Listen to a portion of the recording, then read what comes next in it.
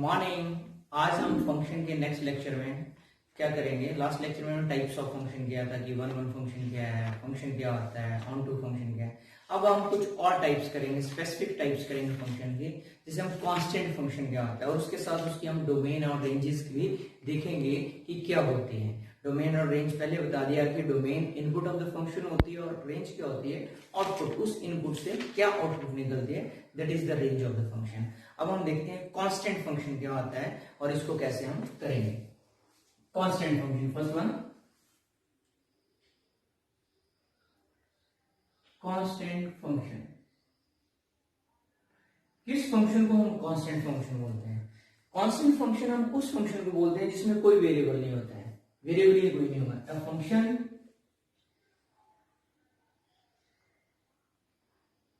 f of x is equal to सी।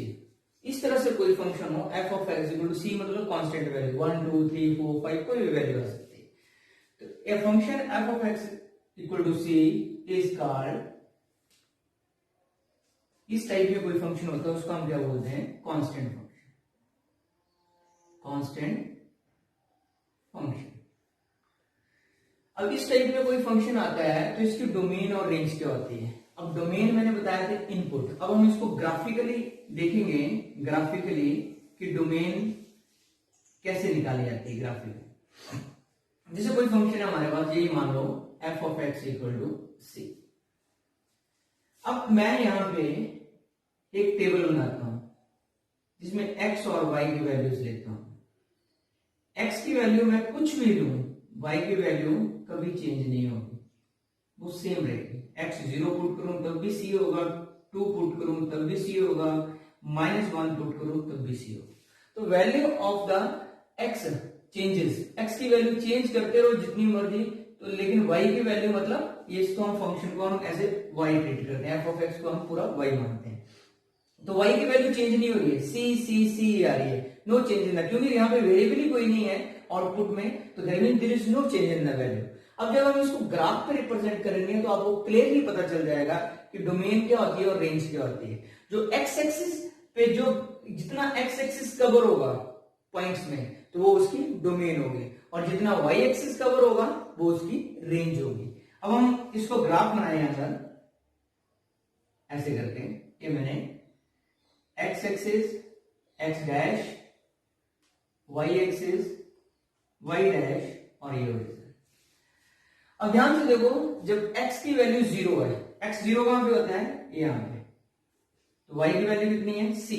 मान लो यहां पे वैल्यू y की c आती है, तो जब 0 वैल्यू होगी यहां पे c आएगा। जब 1 वैल्यू है, मान लो ये 1 है, तो तब भी वैल्यू क्या है? c। और जब 2 है, मान लो 2 यहां पे है, तब भी वैल्यू क्या है? c। ये जब वैल्यू -1 है यहां पे, तो वैल्यू क्या है? तब भी वैल्यू क्या है? c।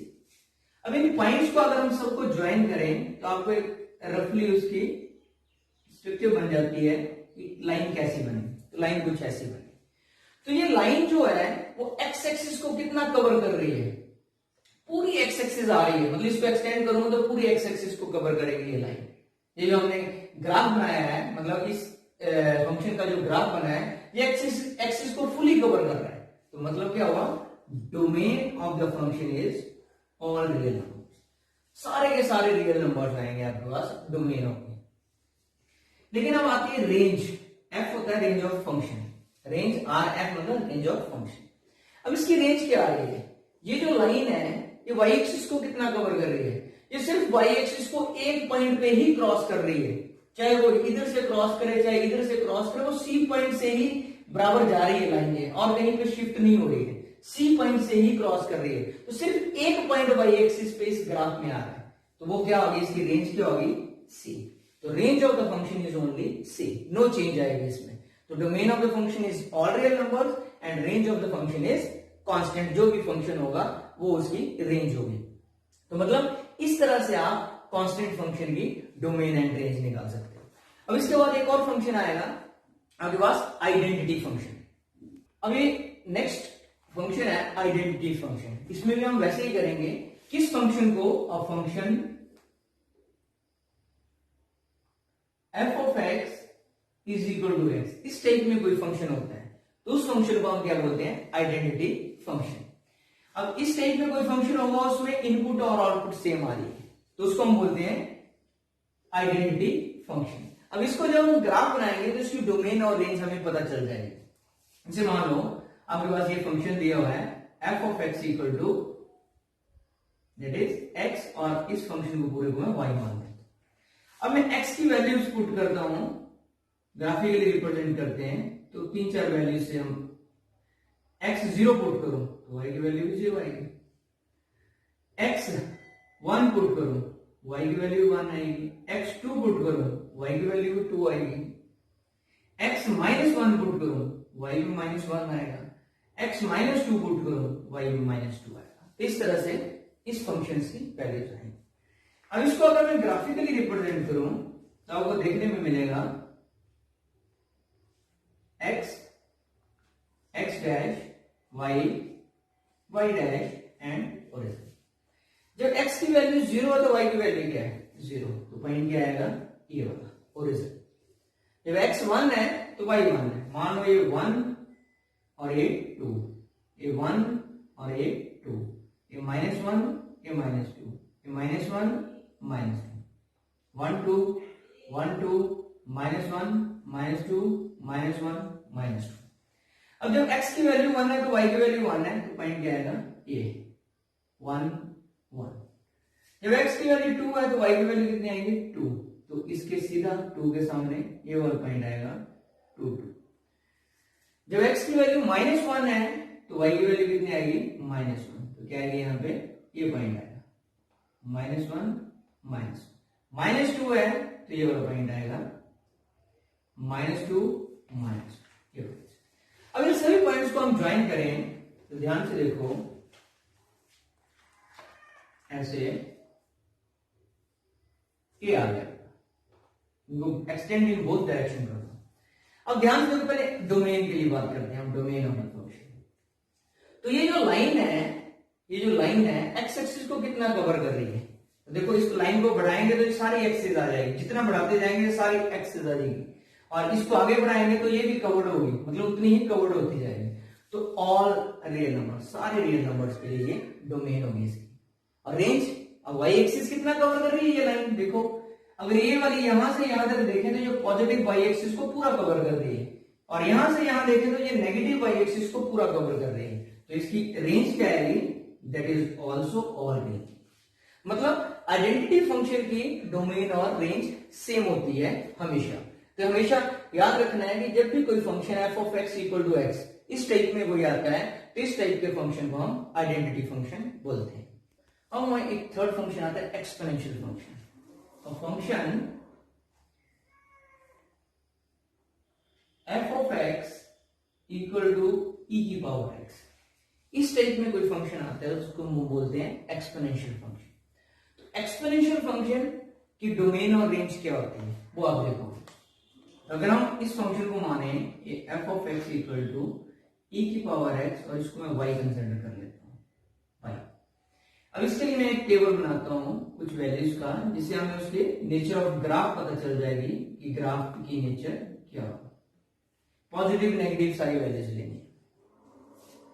अगर मैं 0 वैल्यू पुट करूं तो हमें पता है e की पावर 0 क्या होता है 1, तो y की वैल्यू क्या आ जाएगी 1। और e की पावर 1 पुट करूं तो e आएगा, 1 पुट करूं तो e आएगा, 2 पुट करूं तो e स्क्वायर आएगा। ठीक है, इसी तरह से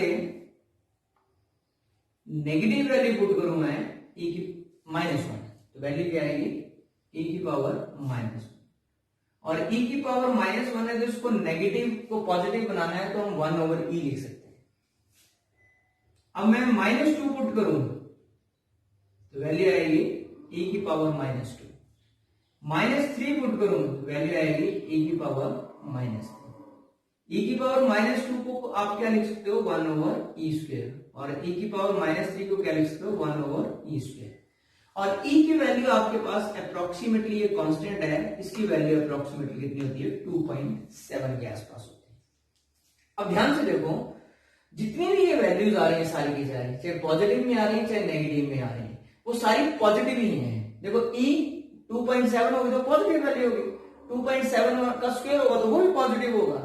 ई की पावर -1 देखने में नेगेटिव लग रहा है, लेकिन जब हम 1/e लिखेंगे, 1 को ई से डिवाइड करेंगे मतलब 2.7 से डिवाइड करेंगे तो वैल्यू पॉजिटिव ही आएगी। 1/e² से डिवाइड करेंगे बहुत कम वैल्यू आएगी, लेकिन वो पॉजिटिव ही आएगी। ई क्यूब है ये, तो मतलब ये सारी वैल्यूज एक्सपोनेंशियल फंक्शन की हमेशा पॉजिटिव होंगी। नेगेटिव कभी भी एक्सपोनेंशियल फंक्शन की चाहे नेगेटिव में वैल्यू पुट करो चाहे पॉजिटिव में वैल्यू पुट करो, लेकिन कभी भी नेगेटिव वैल्यू नहीं आती, ऑलवेज अ पॉजिटिव वैल्यू।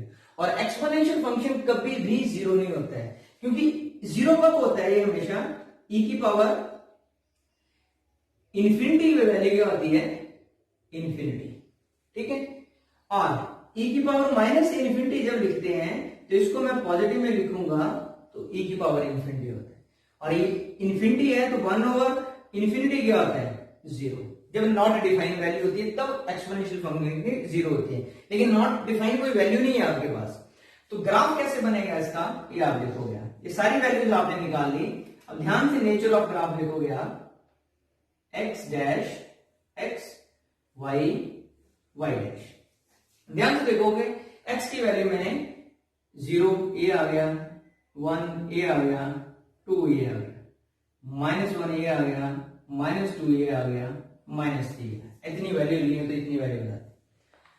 जब e की x की वैल्यू 0 है मतलब यहां पे, तो y की वैल्यू कितनी है, 1, तो 1 कितनी होती है वैल्यू, यहां पे आएगी, ये लो 1, यहां पे 2, यहां पे 3, यहां पे 4, ऐसे नहीं देते। जब 0 वैल्यू तो कितनी आ रही है, 1, तो ये वैल्यू आ गई पहले 0 1 यहां पे आएगा। और जब x की वैल्यू 2 है, सॉरी 1 है, e की वैल्यू कितनी है, y की वैल्यू कितनी है, e के बराबर, e मतलब 2.7 कहां पे आएगा, यहां आसपास, यहां ये आएगी 1e। जब x की वैल्यू 2 है तो e स्क्वायर हो गया, मतलब 2.7 का स्क्वायर, मतलब वैल्यू बढ़ जाएगी और यहां पे पहुंच जाएगी, बढ़ जाएगी ऐसे 2i वैल्यू तो e स्क्वायर आ गई ऐसे। इसी तरह से यहां पे आओ, जब वैल्यू -1 है तो e की पावर -1 वैल्यू, तो e की पावर -1 का मतलब 1 होगा e। 1 को जब 2.7 से डिवाइड करोगे तो वैल्यू 1 से बहुत कम आएगी, कितनी आएगी, 1 से बहुत कम आएगी। e की पावर जब 0 है तो 1 आ रही है वैल्यू, तो वेरी क्लोज टू 1 आएगी, कितनी आएगी, वेरी क्लोज, 0 और 1 के बीच में लाई करेगी हमेशा, 0 और 1 के बीच में लाई करेगी। तो 0 और 1 के बीच में कहां लाई करेगी वैल्यू, जो -1 होगा तो यहां पे आएगी, तो यहां पे मतलब 0 और 1 के बीच में जब -1 वैल्यू है तो कितनी आएगी वैल्यू इसकी, मान लो कितनी आती है, 1 से कम आएगी ये। फिर जब -2 है तो 1/e² और कम हो जाएगी, तो कहां पे आ जाएगी, -2 पे और कम हो जाएगी, -3 पे और कम हो जाएगी, तो मतलब वेरी क्लोज टू 0 आती रहेगी। लेकिन 0 कभी नहीं आ रही है, 0 कब आ रही है वैल्यू, जब e की पावर -इन्फिनिटी होगी, तो मतलब जब बहुत दूर तक जाएगी ये वैल्यू, तो ग्राफ कैसे बन रहा है, ये पॉइंट्स जो है ये ज्वाइन करेंगे ऐसे, कभी ये 0 को टच नहीं करेगा, ऐसे करके जाएगा आपके पास का। तो ग्राफ क्या शो कर रहा है कि ये एक्स एक्सिस को कितना कवर कर रहा है, ग्राफ सारा एक्स एक्सिस कवर हो रहा है, यहां -इन्फिनिटी से लेके +इन्फिनिटी तक सारा ग्राफ कवर हो रहा है, तो मतलब इसकी क्या आ गई, ऑल रियल नंबर, सारी वैल्यूज इसकी एग्जिस्ट करती है। लेकिन इन वैल्यूज को पुट करके आपके पास वैल्यू क्या आ रही है, y एक्सिस कितना कवर हो रहा है, y एक्सिस तो सिर्फ इतना कवर हो रहा है, मतलब ऊपर का कवर, नीचे वाला तो आ ही नहीं रहा कुछ भी, y एक्सिस मतलब ना ही 0 वैल्यू आ रही है, ना ही ये जो y एक्सिस यहाँ पे 0 होता है ये टच कर रहा है, तो हमेशा रेंज क्या आएगी इस एक्सपोनेंशियल फंक्शन की, 0 से बड़ी होगी और कहां तक जाएगी, नॉट डिफाइंड तक, और दोनों के ऊपर ओपन इंटरवल होगा। ओपन इसलिए ना ही 0 इंक्लूड है ना ही ये नॉट डिफाइंड इंक्लूड है, मतलब 0 से हमेशा बड़ी वैल्यू होगी और वो हमेशा पॉजिटिव काउंट होगी। तो इसलिए आप एक्सपोनेंशियल फंक्शन की डोमेन क्या होती है, all real numbers, and range of the function is 0 to infinity, जो हमें इस ग्राफ में दिख रही है। हम करते हैं लॉगरिथमिक फंक्शन। लॉगरिथमिक फंक्शन क्या आता है, जो फंक्शन इस टाइप में होता है उसको हम logarithmic function, a function f of x equal to log x, इस टाइप में कोई फंक्शन होगा उसको हम लॉगरिथमिक फंक्शन बोलते हैं। तो लॉगरिथमिक फंक्शन आप निकालोगे तो इसकी डोमेन और रेंज क्या होगी वो देखोगे। तो मैं उसके लिए कुछ वैल्यूज दे रहा हूं, पॉजिटिव और, क्योंकkét नेगेटिव वैल्यूज के लिए लॉगरिथमिक फंक्शन नॉट डिफाइन होता है। तो log 1 0 की वैल्यू 1 और log 2, तो इसको log 2 लिख दीजिए। log 2 की वैल्यू निकालोगे तो 1 से कम आएगी।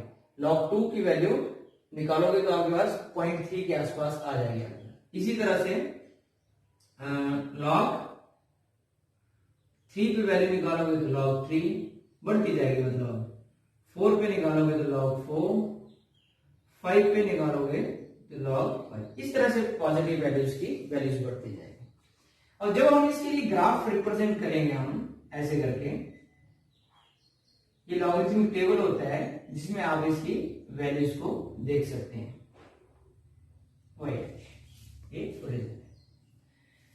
अब 1 x की वैल्यू मान लिया 1 यहां पे, फिर 2, फिर 3, फिर 4, ऐसे करके बढ़ती जाएंगी वैल्यू। और y की वैल्यू कितनी है, जब x 1 है तो y कितना है 0, मतलब ये पॉइंट आएगा 0 1, ये वाला पॉइंट।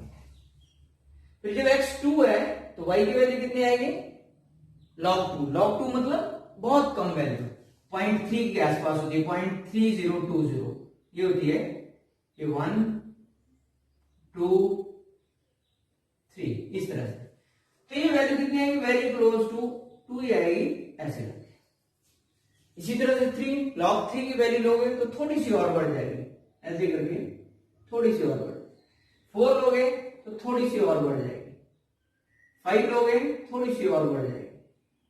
इस तरह से वैल्यूज लेंगे तो हमारा जो नेचर ऑफ ग्राफ आ रहा है पॉजिटिव में, ये वैल्यूज के लिए ये ऐसे बढ़ता है और ऐसे करके आगे चलता जाएगा, बढ़ता जाएगा। लेकिन ये वैल्यू मैंने 1 से शुरू की है, लेकिन 1 से पीछे आए वैल्यू, जैसे 1 से कम और 0 के बीच में वैल्यू आए, इसे मान लो log 1/2 आता है, तो log 1/2 की वैल्यू क्या आएगी, देखो इसको हम log m माइनस n का फॉर्मूला लगाएं तो ये आएगा। तो log 1 हमें पता है 0 होता है, अब log की वैल्यू किस में आ गई, नेगेटिव में। किस में आ गई, नेगेटिव में, लेकिन बहुत कम आ रही है। कितनी आ रही है, बहुत कम वैल्यू है। इसी तरह से और कम वैल्यू लोगे, जैसे 1/9 तो और कम हो जाएगी नेगेटिव में वैल्यू। इसी तरह से log 1/10,000 लोगे तो और कम वैल्यू, जितनी छोटी वैल्यू आती जाएगी तो उतनी ही नेगेटिव में वैल्यू उसकी कम होती जाएगी। और log जब हम -∞ लेते हैं तो वैल्यू 0 होती है। क्या होती है, वैल्यू 0 होती है। log -∞ पे वैल्यू क्या होती है, 0 होती है। और log इन्फिनिटी पे वैल्यू ले तो वो आपके पास वैल्यू आती है इन्फिनिटी। क्या होती है, इन्फिनिटी। तो मतलब जैसे जैसे हम 0 और 1 के बीच में लेंगे तो वैल्यू कम होती होती ऐसे करके वेरी क्लोज टू 0 आएगी, ऐसे करें, लेकिन 0 कभी नहीं होगी, लेकिन 0 कभी नहीं होगी। तो जो लॉगरिथमिक का ग्राफ है वो कुछ ऐसे बन रहा है। तो ग्राफ से हमें साफ दिख रहा है कि डोमेन ऑफ द फंक्शन क्या है। सामने दिख रहा है कि एक्स एक्सिस कितनी कवर हो रही है, सिर्फ पॉजिटिव एक्स एक्सिस कवर हो रही है, सिर्फ पॉजिटिव, और वो भी 0 नहीं हो रहा है कवर, 0 को टच नहीं कर रहा है कहीं पे भी। तो मतलब 0 से आगे जो मर्जी करें, तो ये आएगी इसकी domain of the function 0 to infinity. अब रेंज की बात करें हम कि ये y एक्सिस को कितना कवर कर रहा है, ये y एक्सिस है, तो देखो ये सारी y एक्सिस कवर हो रही है कि नहीं हो रही है। और इधर चले जाओ, जितना बढ़ जाएगा तो y एक्सिस पूरा कवर हो जाएगी। तो रेंज ऑफ फंक्शन की आ गई ऑल रियल नंबर्स, कुछ भी वैल्यू आ सकती है उसकी रेंज में, छोटी से छोटी और बड़ी से बड़ी। तो इस तरह से लॉगरिथमिक फंक्शन की आप domain and range find out कर सकते हैं। अब मॉडुलस फंक्शन पे आते हैं। एक और फंक्शन है मॉडुलस फंक्शन। कैसा होता है मॉडुलस फंक्शन, और function f of x is equal to mod x, इस टाइप में कोई फंक्शन होता है तो उसको हम मॉडुलस फंक्शन बोलते हैं। अब इसका भी हम डोमेन एंड रेंज निकालेंगे, तो कुछ पॉइंट्स लेते हैं। मान लो ये फंक्शन है आपके पास, और इसके लिए मैं कोई टेबल बनाता हूं कुछ वैल्यूज के लिए, ये x और ये y, कुछ नेगेटिव वैल्यूज लूं, मान लो -2 लेता हूं। जब x की वैल्यू -2 पुट करता हूं मॉड के अंदर, वो वैल्यू पॉजिटिव ही रहती है। -1 लेता हूं तब भी वो पॉजिटिव ही रहेगी। 0 लूं तो 0 हो जाएगी। अब पॉजिटिव वैल्यू लूं 1 तो 1 आएगी, 2 तो 2 आएगी। मतलब हमारे पास इनपुट में आप नेगेटिव और पॉजिटिव वैल्यू कुछ भी पुट कर सकते हो, लेकिन आउटपुट में हमेशा वैल्यू क्या आ रही है, पॉजिटिव ही आ रही है। तो इसको अगर हम ग्राफ पे रिप्रेजेंट करें, y x dash y dash and position. अब ध्यान से देखो वैल्यूज देते हैं -2, ये 1 ले लो और ये 2 ले लो, ये -1 ले लो, ये -2 ले लो, ये 1 ले लो, ये 2 ले लो। y एक्सिस में ये -1, ये -2। तो x की वैल्यू -2 है तो y की वैल्यू कितनी है, 2। x -2 y 2, मतलब यहां पे आएगी ये -2 2, ये बनता है। दूसरी वैल्यू -1 1, कहां पे है, ये -1 1, तो यहां पे आएगा -1 1। फिर वैल्यू क्या आ रही है, 0 0, x 0 y 0, तो ये दोनों का point of intersection x axis और y एक्सिस। फिर x1 y1, तो यहां पे आएगा 1 1। फिर x2 y2, तो ये आएगा 2 2। ऐसे आएंगे पॉइंट्स। अब इनको ज्वाइन करें हम, तो ये क्या आ रहा है, ये स्ट्रेट लाइन ऐसे बनेगी, थोड़ा सा ऐसे कर लेते हैं स्ट्रेट लाइन। फिर एक स्ट्रेट लाइन ऐसे बनेगी, ऐसे, ये आएगा। अब ध्यान से देखो इनपुट में एक्स एक्सिस कवर हो रही है, देखो ये लाइन ड्रॉ कर रहे हैं, ये पूरी एक्स एक्सिस में आ रहे हैं। जितनी बढ़ाते जाएंगे तो आगे एक्स एक्सिस को कवर करेगा पूरा, और इस लाइन को बढ़ाते जाएंगे तो ये इस पॉजिटिव एक्स एक्सिस को पूरा करेगा। तो इसका मतलब क्या हो गया, डोमेन ऑफ द फंक्शन में कुछ भी आ सकता है, all real numbers, positive negative जैसे मर्जी नंबर पॉसिबल है आपके पास। लेकिन इसकी रेंज देखी जाए कि आउटपुट में क्या आ रहा है, आउटपुट में किस एक्सिस को कवर कर रही है ये दोनों लाइनें, ओनली ये पॉजिटिव वाई एक्सिस, इसके अलावा कुछ नहीं। तो रेंज ऑफ द फंक्शन क्या हुई, 0 से स्टार्ट कर दो और इंफिनिटी, और 0 इंक्लूड है क्योंकि 0 वैल्यू पॉसिबल है, 0 आ रही है, मतलब 0 आ सकती है और 0 से बड़ी जितनी मर्जी बड़ी वैल्यू हो सकती है। तो domain of the function is all real numbers, modulus function का, and range of the function is closed interval 0 to infinity. तो इस टाइप के फंक्शन को आप इस तरह से करते हैं। अब हम करते हैं greatest integer function. Greatest integer function क्या होता है, a function f of x is equal to, जब स्क्वायर ब्रैकेट के अंदर कोई फंक्शन लिखा जाता है तो उसको हम ग्रेटेस्ट इंटीजर फंक्शन बोलते हैं। तो इसको हम क्या बोलते हैं, ग्रेटेस्ट इंटीजर फंक्शन। अब ग्रेटेस्ट इंटीजर फंक्शन को आपको थोड़ा सा समझना पड़ेगा, होता क्या है ग्रेटेस्ट इंटीजर फंक्शन। अब इसके लिए मैं टेबल बनाता हूं और साथ साथ में आप समझ भी लेंगे कि ग्रेटेस्ट इंटीजर फंक्शन में क्या होता है। मान लो मैं कोई वैल्यू पुट करता हूं 0, क्या वैल्यू पुट की मैंने 0, हमारे पास वैल्यू क्या आ गई, 0 की आएगी, ठीक है। अब मैंने वैल्यू पुट की 0.1 वैल्यू पुट की, क्या वैल्यू पुट की मैंने 0.1, मतलब जब मैंने ग्रेटेस्ट इंटीजर में 0.1 वैल्यू पुट की या 0.3 वैल्यू पुट की या 0.9 वैल्यू पुट की। ग्रेटेस्ट इंटीजर फंक्शन क्या होता है, we are taking the integer that lies left of that number. ये हमारे पास नंबर लाइन है, मान लो ये नंबर लाइन है आपके पास, ये बीच में 0 है, यहाँ पे 1 है, यहाँ पे 2 है, -1 है, -2 है।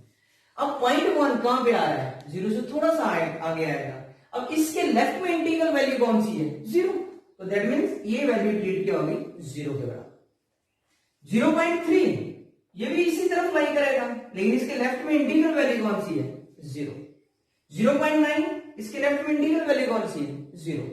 इसी तरह से अगर मैं 1 लूं तो उसकी वैल्यू तो 1 आएगी, लेकिन 1.5 ले लूं 1.5 तो यहां लाई करेगा, इसके लेफ्ट में इंटीग्रल वैल्यू कौन सी है, 1, तो हम 1 लेंगे। तो इस तरह से हम वैल्यूज को लेते हैं, पॉजिटिव में भी और नेगेटिव में भी। जैसे 1 की वैल्यू 1 और 1.5 किया तब भी वैल्यू 1 आएगा। इसी तरह से नेगेटिव वैल्यू लूं मैं तो -1 पुट करोगे तो -1 आएगा। लेकिन और थोड़ी सी वैल्यू पुट करूं मैं, -0.9 पुट करोगे, अब ध्यान से देखना, -0.9, -0.9 का अप्लाई करेगा यहां पे, और इसके लेफ्ट में इंटीग्रल वैल्यू कौन सी है, नॉट 0, क्या वैल्यू, -1, इसके लेफ्ट में इंटीग्रल वैल्यू कौन सी है, -1। इसी तरह से -1.1 लेता हूं मैं, -1.1 कहां पे आएगा, -1 से थोड़ा इस तरफ, अब इसके लेफ्ट में इंटीग्रल वैल्यू कौन सी है, -2, तो we are taking the integral value that lies left of that number. अगर वो इंटीग्रल वैल्यू नहीं है, x की वैल्यू इंटीग्रल नहीं है, तो हम उसके लेफ्ट में जो इंटीग्रल वैल्यू होती है वो लेते हैं। अगर इंटीग्रल वैल्यू है तो वही लेते हैं हम, जैसे 1 है तो 1 ही आएगा, 2 है तो 2 ही आएगा। लेकिन नॉन इंटीग्रल वैल्यू है तो उसके लिए हम ग्रेटेस्ट इंटीजर में क्या करते हैं, we will take the integer that lies left of that number. ध्यान से देखो, अब इसको हम ग्राफिकली रिप्रेजेंट करें तो आपको ज्यादा पता चल जाएगा।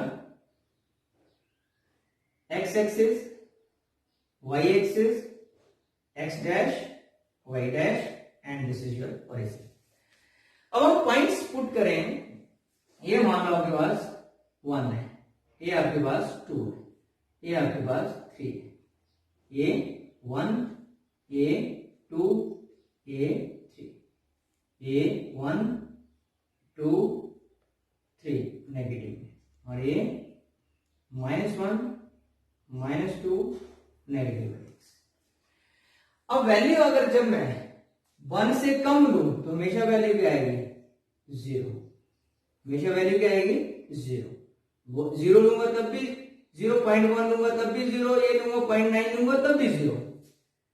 लेकिन जब 1 वैल्यू होगी तब क्या आ रहा है, जब x की वैल्यू 1 है तो y कितना आ रहा है, 1, तो मतलब 1 पे 1 वैल्यू आ रही है, तो मतलब 1 पे सीधी वैल्यू फ्लक्चुएट होकर यहां पे आ रही है। इसी तरह से अब 1 से लेके 2 से पीछे पीछे तक वैल्यू आएगी तो हमेशा वैल्यू 1 ही रहेगी, यहां पे वैल्यू हमेशा 1 ही रहेगी 2 से पीछे पीछे, ठीक है। लेकिन जब x की वैल्यू 2 होगी तो y की वैल्यू क्या आ जाएगी, 2, तो वैल्यू ये आएगी 2 पे। फिर 2 और 3 के बीच में वैल्यू हमेशा 2 ही आएगी, ऐसे कर, और 3 पे वैल्यू 3 हो जाएगी, ऐसे कर। तो ऐसे बनता जाएगा ये इसका ग्राफ। अब नेगेटिव में आ जाओ, जब वैल्यू यहां पे आ रही है, यहां पे, तो वैल्यू क्या आएगी, 0 पे 0.1 आ जाती है, -0.1 या 0.9 आ जाती है, तो -1 वैल्यू आएगी, क्या आएगी y की वैल्यू, -1, तो मतलब सीधा यहां पे, यहां पे, फिर यहां से आप -1 ही रहेगी -1 तक, फिर -1 से थोड़ी सी वैल्यू ज्यादा ले लो, -1.1, तो वैल्यू -2 हो जाएगी, क्या हो जाएगी, -2, तो यहां पे आता है। फिर -2 रहेगी -2 तक, ऐसे करके, फिर आगे चले जाओगे तो वो -3 होती जाएगी, ऐसे करके ऐसे बढ़ती है। तो ये ग्राफ आपका ग्रेटेस्ट इंटीजर फंक्शन का बन रहा है। और ध्यान से देखेंगे इस ग्राफ को तो क्या हो रहा है, ये एक्स एक्सिस को कितना कवर कर रहा है, पूरी एक्स एक्सिस आ रही है, ऐसे ऐसे करते जाओगे तो एक्स एक्सिस पूरी कवर करेगी। तो डोमेन ऑफ द फंक्शन क्या होगी, ऑल रियल नंबर, सारे रियल नंबर्स -∞ से लेके +∞ तक जितने नंबर हैं उन सब के लिए ये फंक्शन डिफाइन होगा, तो ऑल रियल नंबर्स। लेकिन रेंज ऑफ द फंक्शन क्या आ रही है, ध्यान से देखना, रेंज हमेशा इंटीग्रल वैल्यूज में आ रही है, चाहे वो 0 है, चाहे वो 1 है, चाहे -1 है, -2, तो सारे इंटीग्रल वैल्यूज रेंजेस में आएंगे। रेंज क्या आएगी, इंटीजर, इसमें सारे रियल नंबर्स नहीं आएंगे, सिर्फ इंटीजर्स आएंगे, जैसे 0, -1, -2, -3 इंफिनिटी तक, या इसको -∞ से +∞ तक जितने इंटीजर्स आते हैं वो सारे के सारे इसकी रेंज में आएंगे। तो इस टाइप का फंक्शन या ग्रेटेस्ट इंटीजर फंक्शन आता है, तो उसकी डोमेन होती है all real number and range होती है ऑल इंटीजर्स। अब हम एक और फंक्शन लेते हैं, सिग्नम फंक्शन। इस फंक्शन को क्या कैसे होता है ये function, a function f of x is equal to x over mod x if x is not equal to 0 and 0 if x equal to 0। मतलब ये function x over mod x के बराबर होगा, लेकिन कब होगा जब x की वैल्यू 0 के बराबर नहीं है, और 0 होगा जब x की वैल्यू 0 के बराबर है। अब ऐसे ही हम फंक्शन लेते हैं जो दियो आपके पास ये वाला फंक्शन, इसके लिए हम अगर टेबल बनाए, मान लो टेबल बनाते हैं, ये x है ये y है, मैं कुछ नेगेटिव वैल्यूज लेता हूं, -3 वैल्यू, x -3 वैल्यू जो है वो नॉट इक्वल टू 0 है, नॉट इक्वल टू 0 ये मतलब नॉट इक्वल टू 0 के लिए फंक्शन की वैल्यू है ये है, तो x की जगह -3 पुट करूंगा तो क्या आएगा मेरे पास, x की जगह -3 पुट करूंगा, -3 ओवर मॉड ऑफ -3, तो मॉड ऑफ -3 3 के बराबर होता है, तो कट होकर क्या बनेगा -1। इसी तरह से मैं -2 पुट करूं तो नॉट इक्वल टू 0, यही यूज होगा आपके पास फंक्शन, तो क्या होगा -2 और -2 इसकी वैल्यू क्या आएगी -1। इसी तरह से -1 पुट करूं तब भी क्या आएगा -1। अब 0 पुट करूं वैल्यू तब क्या आएगा 1, सॉरी 0 पुट करूं तो 0 ही वैल्यू दी है, इक्वल टू 0 के लिए 0। अब 1 पुट करूं तो ये भी नॉट इक्वल टू 0 है, तो यहां पे पुट करो 1 ओवर मॉड 1 क्या होता है 1, 2 ओवर मॉड 2 क्या होगा that is also 1, 3 over mod 3 क्या होगा दैट इज ऑल्सो 1। तो इनपुट में आप देखो ध्यान से, तो सारे नेगेटिव नंबर है, मैंने ये थोड़े से नंबर्स लिए, और भी ले सकते हैं -4 -5 100 1000 जो मर्जी लोगे, तो वैल्यू हमेशा नेगेटिव नंबर्स के लिए क्या आ रही है आउटपुट -1 ही आ रही है, इसके अलावा कुछ नहीं है आपके पास, और 0 के लिए 0 आ रही है, और जितनी भी पॉजिटिव वैल्यूज है आपके पास, चाहे जो मर्जी लो 1.1 लो 101 लो 1 लाख ले लो, लेकिन आउटपुट क्या आ रही है सबके लिए 1 ही आ रही है।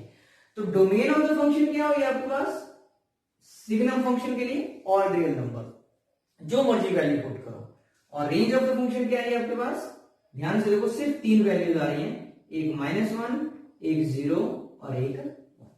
तो ये 3 वैल्यूज आएंगे और इनको हम करली ब्रैकेट में लिखेंगे या सेट में लिखते हैं, तो only these 3 values are ranges of this function.